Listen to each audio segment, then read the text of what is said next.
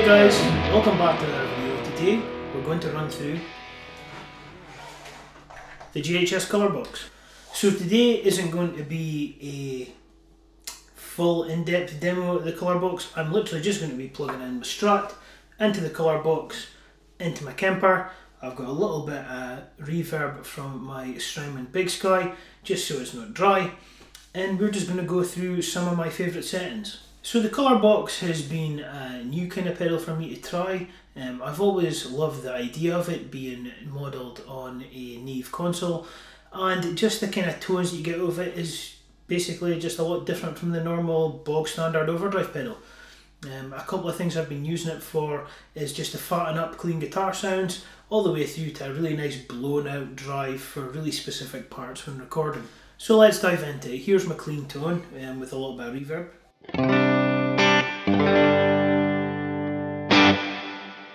I'm saying a little bit of reverb, that's probably quite a lot if you're not used to using reverb like me.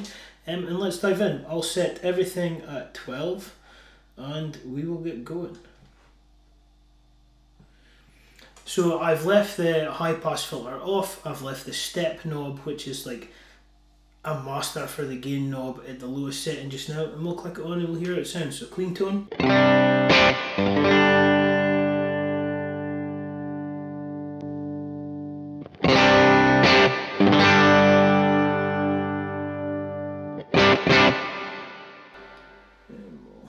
We'll take the step up a notch.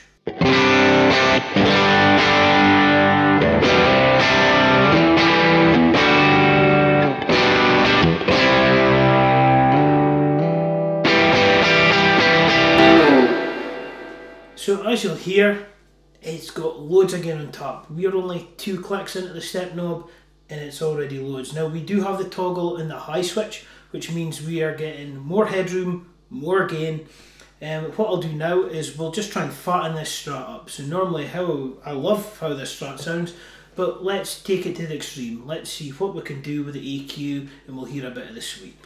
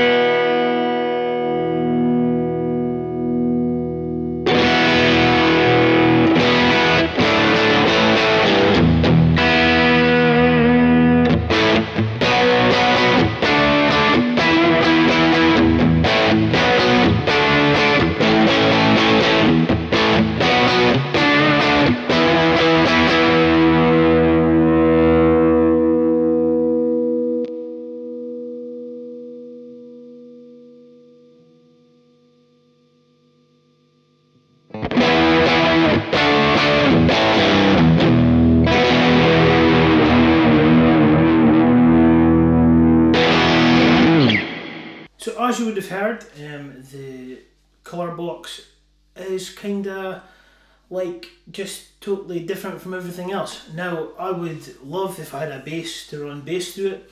I think it would be great actually to run before my interface and use as a mic preamp. That's something that I'll probably definitely use it for. Now the size, let's just get to the size. It is a lot taller than a normal pedal. It also doesn't really fit in a board the greatest. If you've got a pedal trim like me, it kind of goes across 2 whole bars, which if you're limited to space, this could live off your board.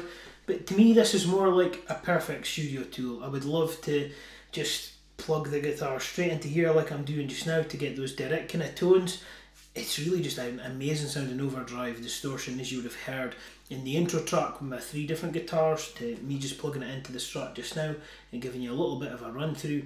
The EQ is crazy powerful. You have got loads of room for shaping. I could literally spend hours demoing sounds out of this because there's so much sweep in those EQ. Now again, it does kind of get out of control pretty quick with the gain. It does get spitty, but that is just the nature of the beast. I really like it with a step. Are we 3 clicks in? And then just about where it's set at just now. It kind of gives me that pushed, clean sound. It's still pretty dirty, but with single coils you can kind of run the pre-volume a little bit hotter, and you can kind of make up for the lack of output in your pickups. Now I've loved having this pedal. I've had it on my board for Sundays. I used it stacking with other drives. Just now I'll show you it with another overdrive. I've got the EP drive from Very Good Amco. I'll stick that on that, so that's the colour box going into the EP drive, and I'll just show you how it stacks. Colour box on, and now we're going to turn on the EP drive.